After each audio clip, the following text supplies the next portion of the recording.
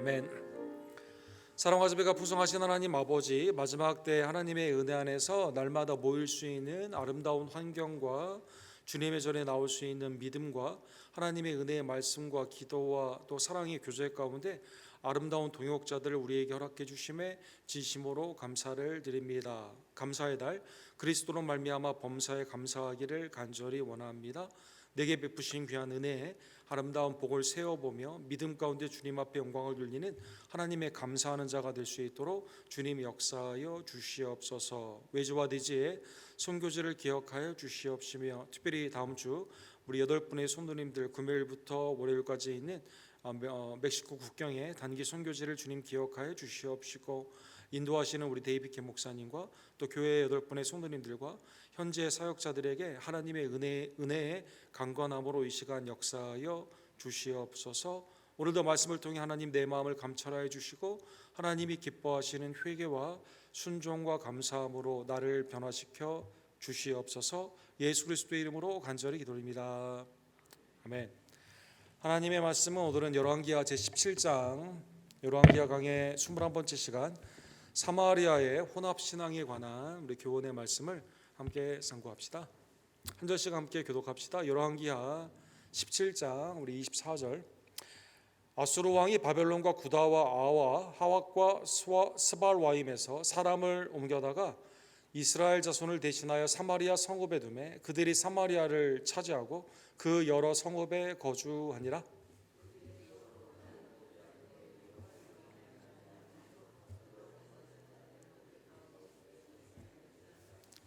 그러므로 어떤 사람이 아수르 왕에게 말하여 이르되 왕께서 사마리아 여러 성읍에 옮겨 거주하게 하신 민족들이 그 땅 신의 법을 알지 못하므로 그들의 신이 사자들을 그들 가운데 보내매 그들을 죽여 싸우니 이는 그들이 그 땅 신의 법을 알지 못함이니이다 하니라.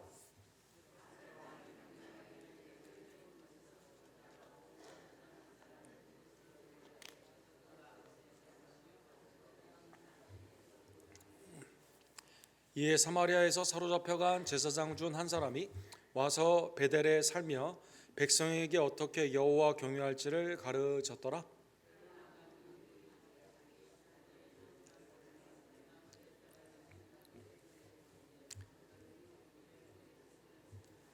바벨론 사람들은 숫꽃 누봇을 만들었고 굿 사람들은 느르가를 만들었고 하맛 사람들은 아시마를 만들었고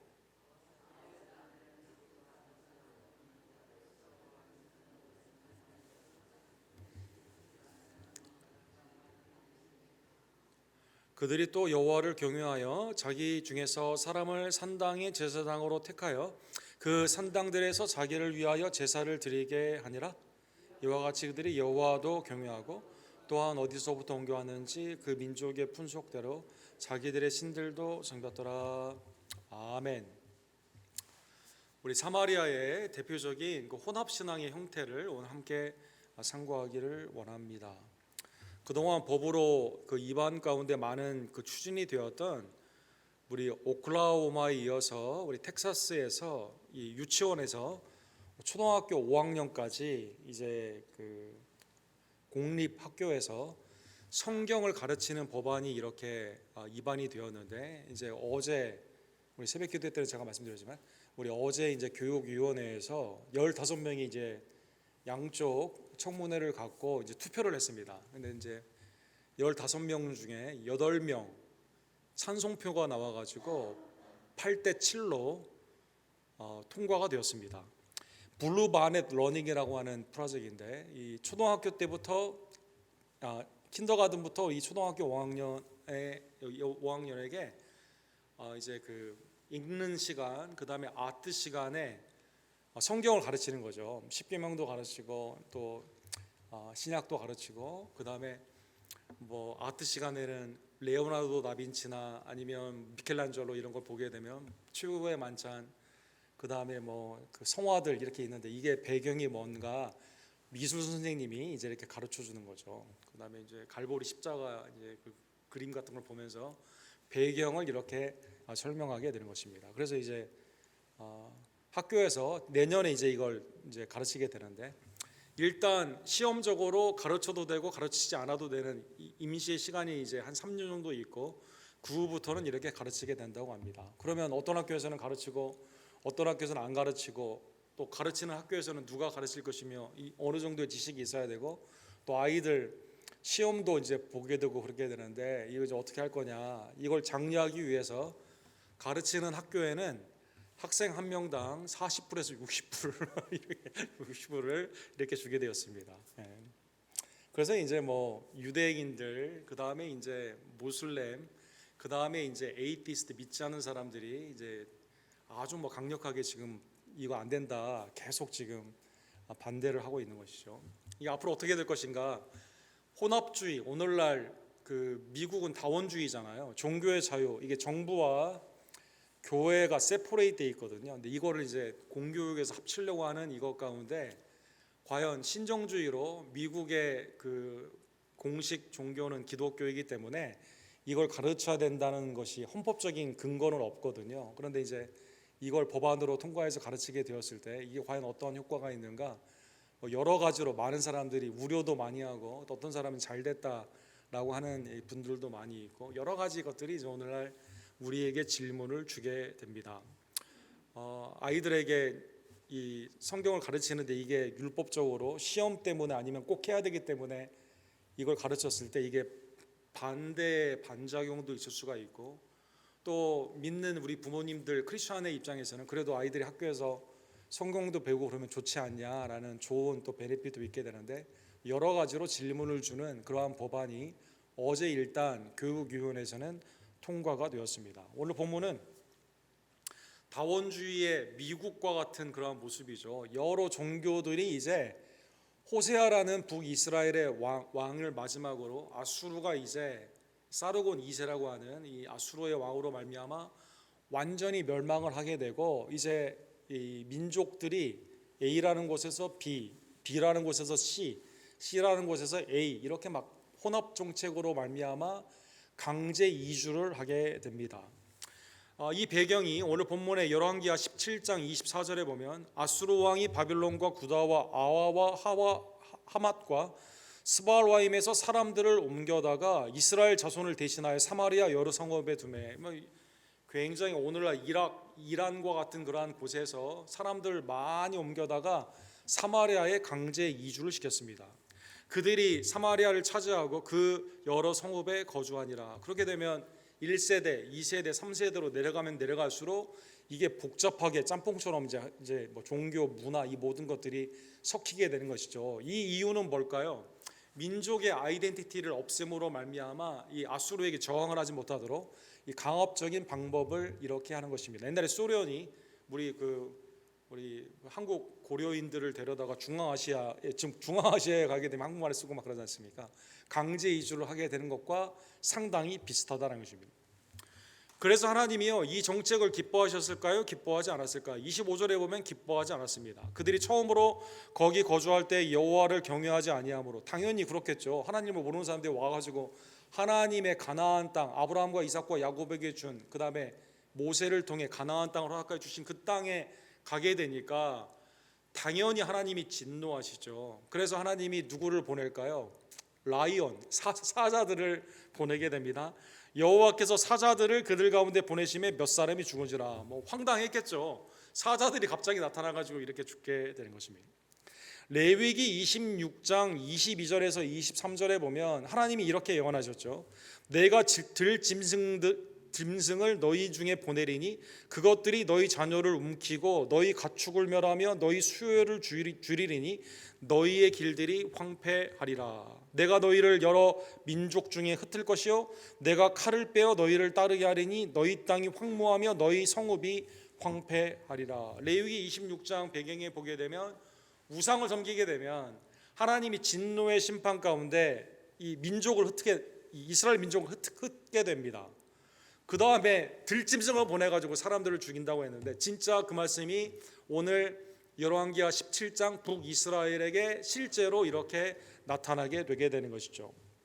호세아 당시에 이 하나님의 회개를 강조했던 아모스 선지자가 아모스 5장 27절에 보면 내가 너희를 다말색 밖으로 사로잡혀 가게 하리라 이미 경고를 당대에도 했거든요. 레위기뿐만 아니라 당대에도 했는데 끝까지 우상을 섬김으로 말미암아 북이스라엘이 이렇게 멸망을 하고 거기에는 이방의 민족들 이스라엘은 다 흩어지고 디아스포라로 흩어지고 이 강제적으로 다른 민족들이 와서 살게 된 것입니다. 오늘 본문에 언급된 민족들을 보시면 지도를 한번 보시면 주로 이렇게 이란 쪽으로 쭉 내려가는 그 길, 이 길은 어느 길입니까? 놀랍게도 아브라함이 왔던 그 길을 거꾸로 가게 된 거죠. 거꾸로.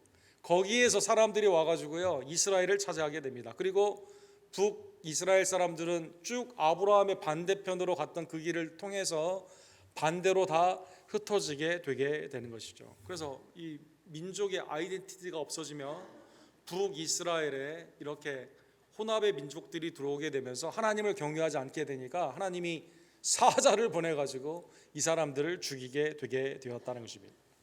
당시의 아수르 왕은 아마 역사적으로 보게 되면 사르곤 2세로 아마 보게 됩니다. 이 사람은 폭력, 강압, 혼합의 정치인데 이 사람이 얼마나 제국을 이렇게 통치를 했는가 자기의 업적을 이렇게 기록을 했는데요. 이게 니무로드 프리즘이라고 하게 되는 이 바의 형태로 여기에 역사에 기록을 했습니다. 여기에 기록을 보게 되면 호세아가 내 종이었고 호세아가 말을 안 들어가지고 애굽의 도움을 청했기 때문에 내가 이스라엘을 다 쳐서 멸망을 시키고 그 다음에 민족들을 이렇게 섞었다.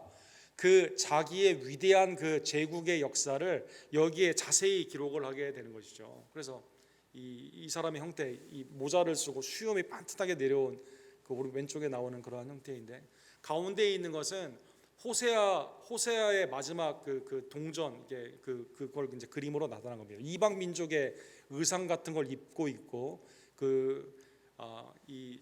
사르곤이 아니라 애굽의 소라는 사람에게 도움을 청했다가 낭패를 당하고 완전히 마지막으로 망하게 된 것이죠. 그래서 민족이 나라가 없어질 뿐만 아니라 민족이 다 흩어지게 되면서 굉장히 이상하게 되는 이게 자원하여 미국을 멜팅팟이라고 하지 않습니까?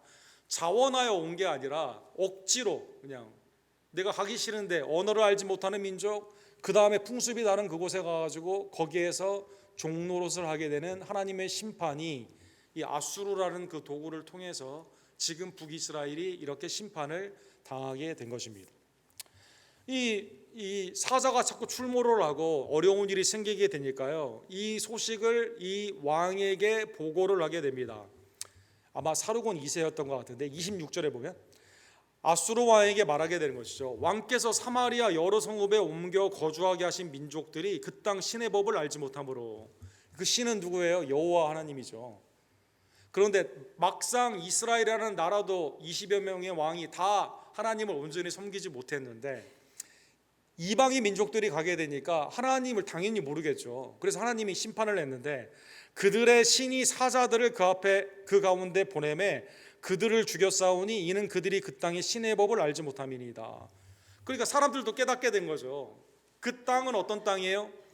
약속의 가나안 땅이기 때문에 하나님의 은혜로 받은 이 땅에서는 어떻게 해야 됩니까? 오늘 본문에 이 신하가 잘 말을 했어요. 신의 법을 잘 따라야만 돼요.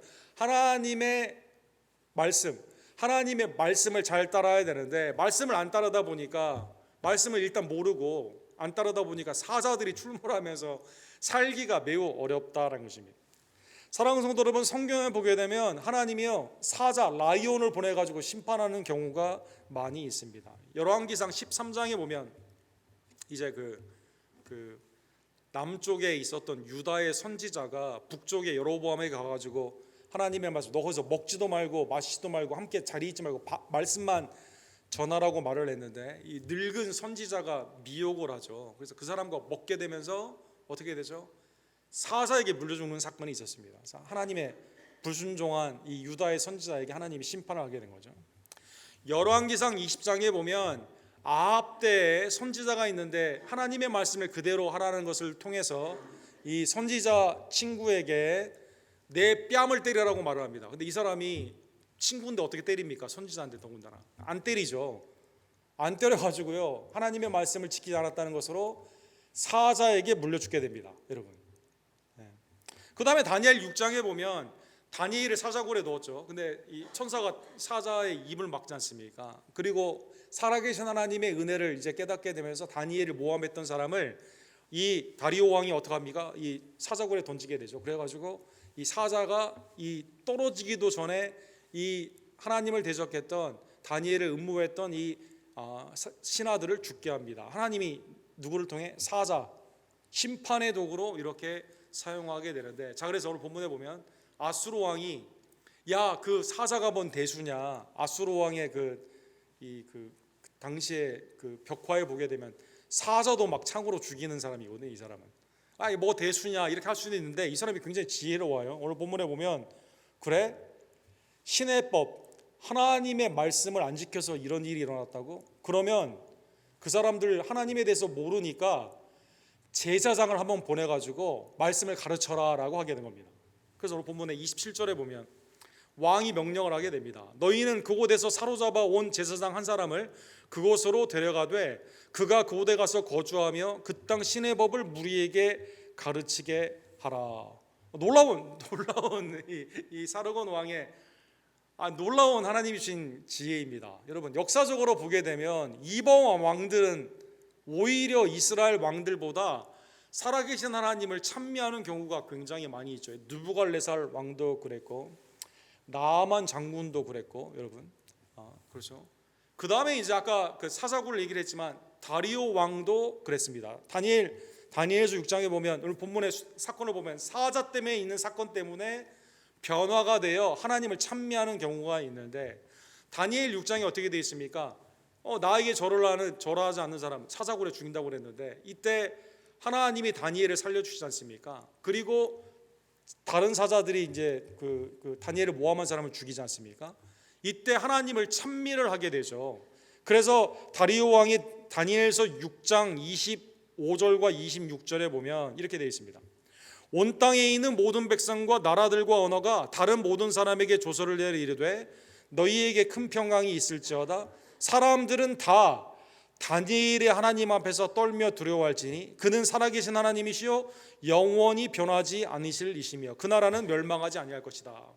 이 왕이 깨닫게 된 겁니다. 이 사자의 사건으로 하나님이 사자를 통해 그렇게 했다면 하나님을 경외해야만 되는 거죠. 그래서 제사장을 보내가지고 하나님의 말씀을 가르치라라고 하게 된 겁니다. 아니 북이스라엘 왕들은 다 선지자 죽이고 그러지 않았습니까? 아합 때, 호세아 때도 마찬가지고 다 이 이스라엘 왕들은 다 핍박을 했는데 오히려 이방 왕이 가서 제사장을 통해서 복음을, 하나님의 말씀을 증거하라고 했다는 것입니다. 그래서 가서 이 제사장이 가르치게 됩니다. 28절에 보면 이에 사마리아에서 사로잡혀간 제사장 중 한 사람이 와서 베델에 살면서 백성에게 어떻게 여호와 경유할지를 가르쳤다, 이렇게 나와 있습니다. 놀라운 역사입니다.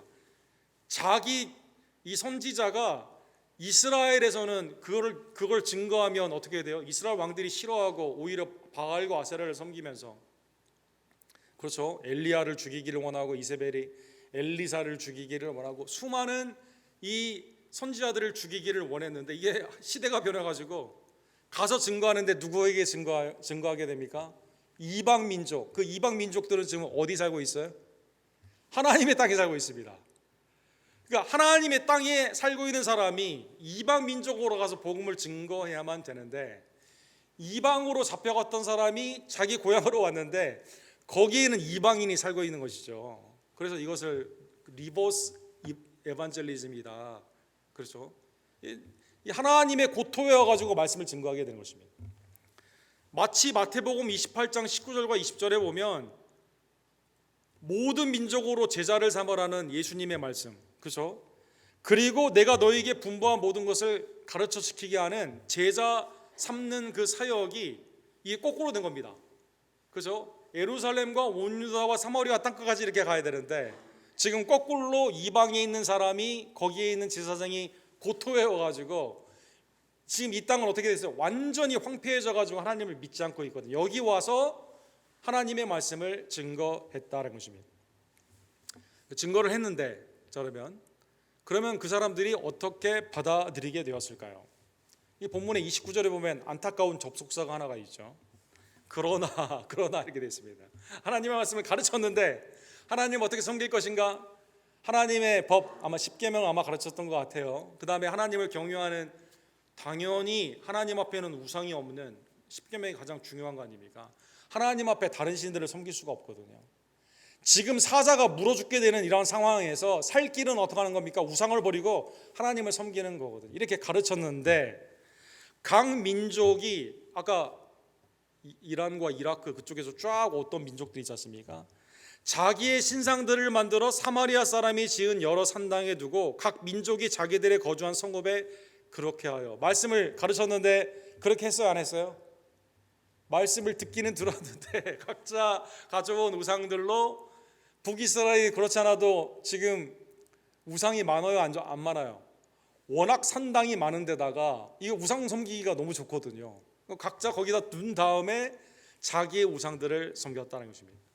예레미야 2장 27절에 보면 남유다의 형편도 당시에 어떠한 것인지를 알 수가 있습니다. 그들이 나무를 향하여 너는 나의 아버지라 하며 돌을 향하여 너는 나를 낳았다 하고 그들의 등을 내게로 돌리고 그들의 얼굴은 내게로 향하지 아니하다가 그들의 환난을 당할 때에는 이르기를 일어나 우리를 구원하소서 하니라. 이 남유다가 멸망하기 직전에, 이후에 약 150년 정도 후에 이제 있는 일 아닙니까?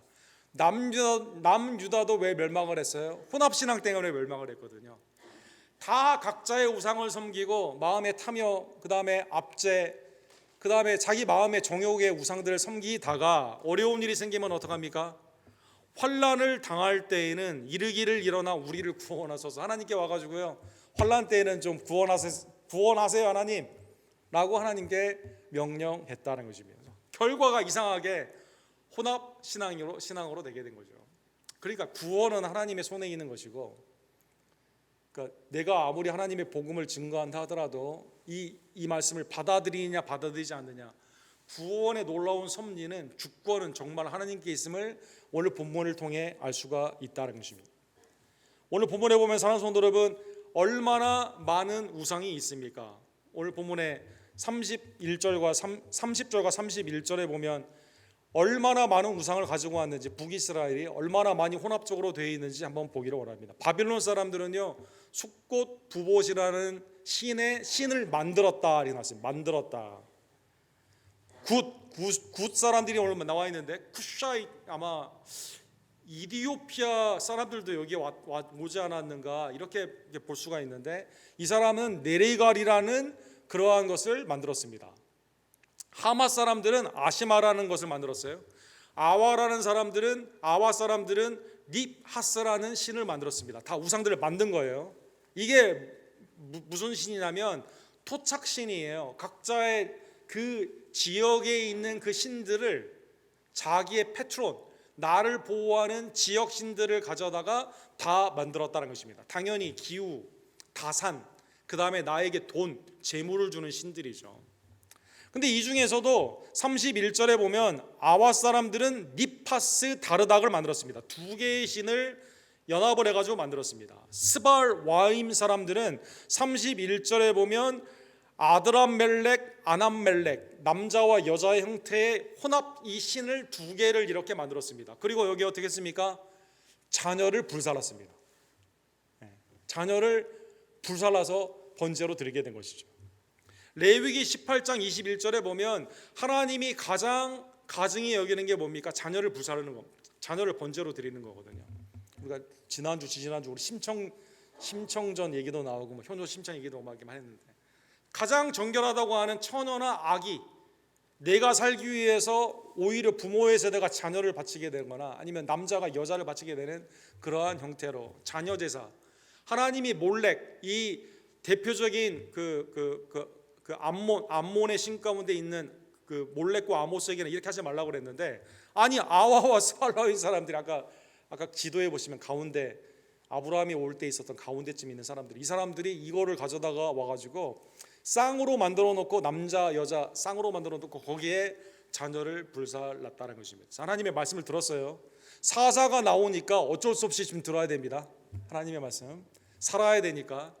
그러나 마음에는 정욕에 이 자기가 믿었던 우상들이 있어요. 그래서 이걸 짬뽕을 해가지고 다 산당에 만들어 놓고 이렇게 했다는 것입니다. 오늘 본문에 보면 그래서 33절에 보면 이와 같이 그들이 여호와도 경외하고 혼합신앙의 데피니션이 여기 나와 있습니다. 제사장은 하나님을 섬기라고 말을 했는데 이걸 사자가 나오니까 들었어요, 안 들었어요? 듣는 거죠. 듣는 척 하는 거죠. 근데 마음 가운데는 우상을 섬기게 되는 것이죠. 자기의 산당에서 제사를 드리는 거죠. 여러분 33절의 혼합신앙의 명제, 우리가 혼합신앙이 뭘까? 싱크레티즘. 오늘날 왜 예수님이 하나님과 맨몸, 재물을 겸하여 섬기지 못하느냐, 왜 그렇게 말씀하셨는가? 이 혼합신앙의 대표적인 명제가 여기 나와요. 33절 우리 다 같이 읽도록 하겠습니다. 이와 같이 그들이 여호와도 경외하고 또한 어디서부터 옮겨왔든지 그 민족의 풍속대로 자기의 신들도 섬겼더라. 이 본문에 보면 여호와라, 이 사람들 입장에서 그렇게 말할 거예요. 안 섬긴 게 아니다, 하나님을 섬기지 않은 게 아니다, 하나님을 섬겼다니까요. 여기 본문에 33절이 여호와도 섬기고 경외하고 플러스 어디서부터 옮겨왔는지 내가 가지고 있던 풍속의 그 우상들도 오늘 본문에 보면 자기의 신들도 섬겼더라. 이게 혼합신앙 사마리아. 그래서 사마리아 사람들이 이때 하나님을 경외하며 하나님의 말씀을 그대로 섬겨야만 되는데 성경을 자기들 성경을 만들게 됩니다. 자기들 성경. 그래서 이게 사마리아 성경이에요. 사마리아 성경. 여러분 나중에 에스라를 통해서 오게 되었을 때 사마리아 사람들이 와서 느헤미야 때 에스라 느헤미야 때 이렇게 해코지하지 않습니까? 우리도 하나님 섬기는데 하나님 성전 만드는데 도움을 주겠다, 도와주겠다라고 말하지 않습니까? 왜 그럴까요? 왜 그 도움을 거절했을까요? 거절한 이유는요, 북이스라엘이 섬기는 하나님은 왜곡된 하나님, 혼합적인 하나님이에요. 그래서 여러분 오른쪽에도 지금 사마리아 일부 사람들이 지금도 이걸 가지고 지금 믿고 있는데 이게 스크롤입니다. 모세 오경만 믿습니다. 모세 오경. 근데 더 나아가서 모세 오경도 자기 마음대로 막 넣다 뺐다 했어요. 그래서 북이스라엘이 하나님의 은혜 안에서 그리심산, 그렇죠, 모세가 축복한 산이죠. 하나님이 반드시 여기에서 예배 드리라고 했다고 성경을 바꿔버리게 됩니다. 그래서 여러분 요한복음 4장에 보면 사마리아 이 여인을 만나기 위해 주님이 정오에 가셔가지고 이 여인이 남편이 5명이 지나가고 지금도 동거하고 있는 이 여인이 정오에 물을 기르러 나오죠. 내 남편을 데려오라. 남편이 없다. 이렇게 말하면서 그러다가 이 여인이 묻죠. 예배에 대해서 묻습니다. 우리 조상들은 여기에서 예배를 드리라고 하는데 그게 어디에 근거하는 말씀입니까? 예루살렘이 아니라 왜 여기에서 예배를 드려야 되는가? 성경을 바꿨다니까요. 그리심산에서 예배 드려야 돼. 예루살렘은 아니다. 이렇게 마음대로 바꾸게 되는 거죠. 신명기 12장 5절과 6절은 오리지널은 이렇게 돼 있어요. 오직 너희 하나님 여호와께서 자기의 이름을 두시려고 너희 모든 지파 중에서 택하신 곳인 그 계실 곳으로 찾아 나아가서 너희의 번제와 너희의 제물과 너희의 11조와 너희 손의 거제와 너희의 서원제와 낙헌 예물과 소와 양과 처음 난 것을 그리로 가져다가 드려라. 이렇게 돼 있거든요. 근데 여기에다가 더했습니다. 오직 너희 하나님 여호와께서 자기 이름을 두시려고 택한 그리심산에서 이렇게 말합니다. 자기 마음대로 바꾸는 거죠. 오늘날 이단이 성경을 막 왜곡해가지고 또 중세교회가 타락했을 때 외경과 위경을 만들어가지고 여러분 면죄부를 팔고 이렇게 하는 것처럼 대표적인 신앙이 사랑하는 성도 여러분 사마리아의 혼합신앙. 하나님도 경유하는데 자기의 신들도 함께 섬기는 혼합신앙이 됐다는 것입니다. 사랑하는 성도 여러분, 우상숭배, 혼합신앙은 나 개인뿐만 아니라 우리의 가정, 나라가 멸망한 이유가 됩니다. 여러분, 에드워드 기본스라고 하는 영국의 역사가가 있죠. 이분이 로마의 쇠망사, 로마는 왜 망했는가라는 책을 썼습니다. 로마가 망한 이유들이 여러 가지 경제적인 이유, 정치적인 이유, 위쪽에 그 바바리안 게르만들이 오고 오른쪽에서는 흉노가 여러 가지 것들을 많이 있겠지만 서로마가 476년에 망하고 동로마가 1453년에 망한 이유가 어디 있냐? 여러 가지 다른 이유들도 많이 이번에 이 책이 5권으로 된 책인데 이 이유들이 굉장히 많이 있지만 이 사람이 놀랍게도 신앙적인 이유를 로마가 왜 그렇게 됐는가 우리에게 교훈을 줍니다. 로마의 우상 숭배가 너무 팽배했다는 거예요. 로마의 상황선들. 이 어거스틴이 시리 오브 갓, 하나님의 도성, 로마가 하나님의 도성이 아니다 더 이상 이렇게 책을 쓴 그 배경에는 온갖 로마가 이 콘스탄틴 이후에 국교가 그 크리스천리티가 되었음에도 불구하고 이 권력을 가지고 부패, 완전히 그냥 신앙이 그냥 왜곡이 된 거죠.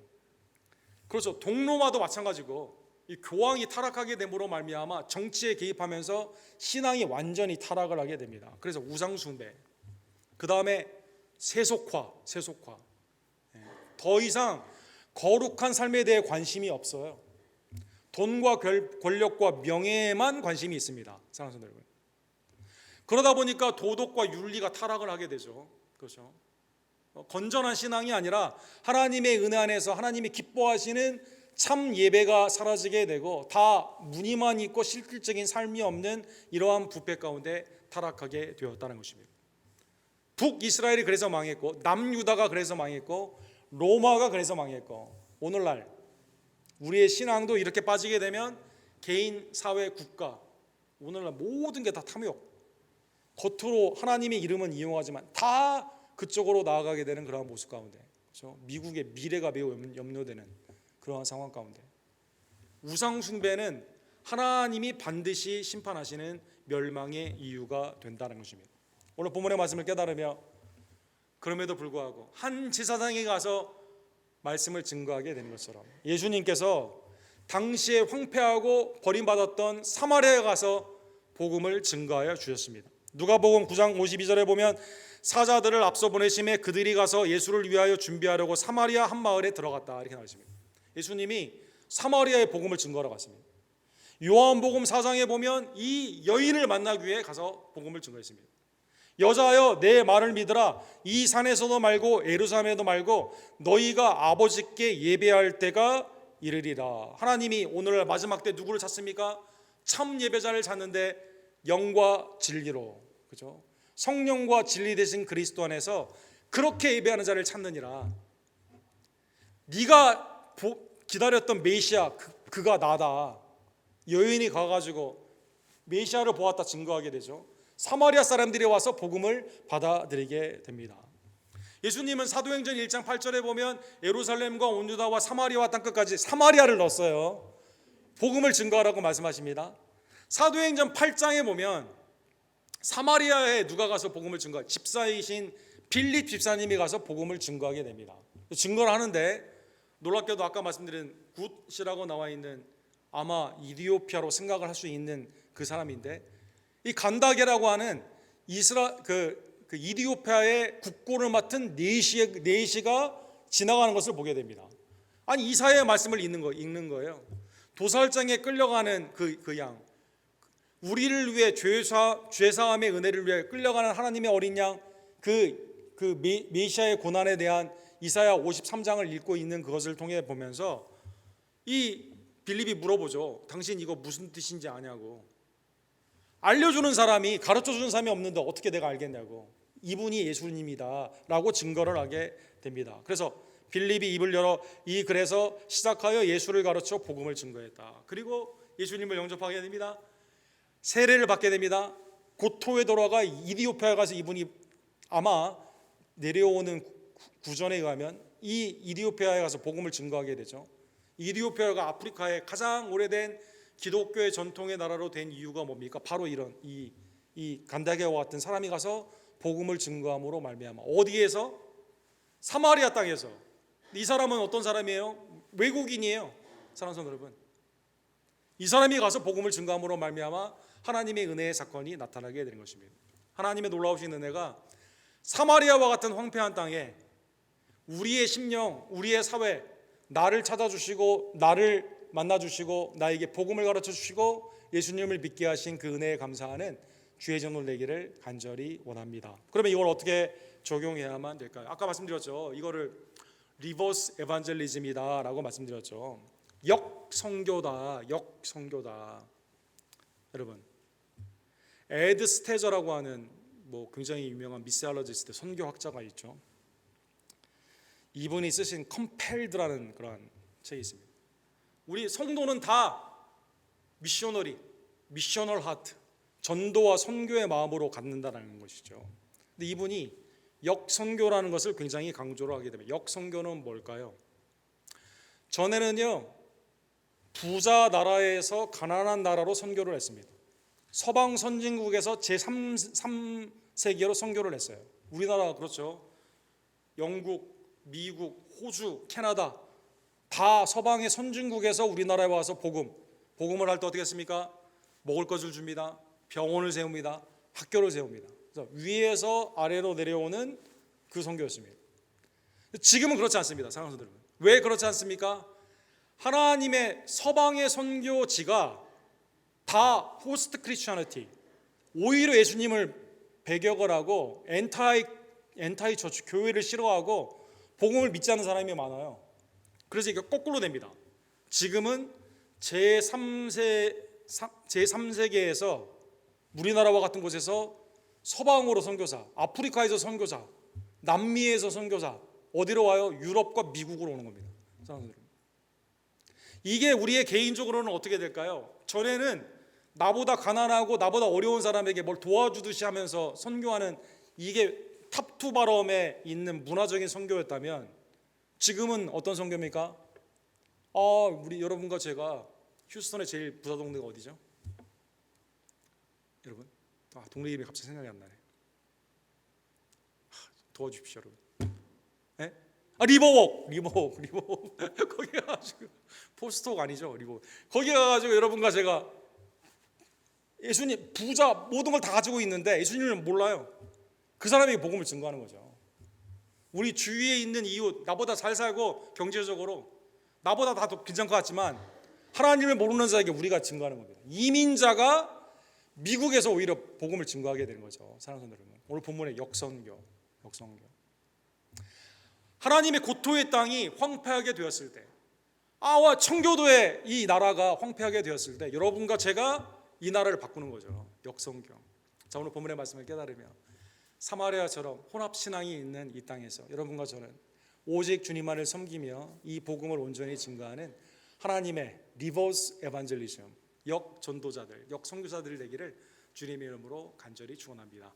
사랑과 자비가 풍성하신 하나님 아버지, 오늘 본문의 말씀을 통해 사마리아 혼합신앙이 혹시 내 마음의 성전은 아닌지, 또 우리가 살고 있는 이곳은 아닌지 상고케 해 주심에 진심으로 감사를 드립니다. 이걸 변화시키는 것은 오직 하나님의 말씀뿐임을 깨달으며 담대히 하나님의 복음을 때를 얻든지 못 얻든지 상대를 가리지 아니하고 온전히 복음을 증거하는 하나님의 복된 종들 될 수 있도록 역사하여 주시옵소서. 우리의 삶의 현장에서 우리의 이웃에게, 그리고 멀리 있는 선교사님들을 향해, 또 우리가 단기 선교와 여러 가지 형태를 통해 기도와 말씀과 후원으로 또 참여함으로 말미암아 하나님의 복음을 담대히 증거하는 복된 종들, 그러므로 황폐한 이 땅이 하나님의 은혜 안에서 주님의 복음으로 편만케 되기를 원하며 하나님만을 경외하고 다른 우상들을 타파하는 순전한 신앙으로 변화될 수 있도록 주여 역사하여 주시옵소서. 예수 그리스도의 이름으로 간절히 기도드립니다.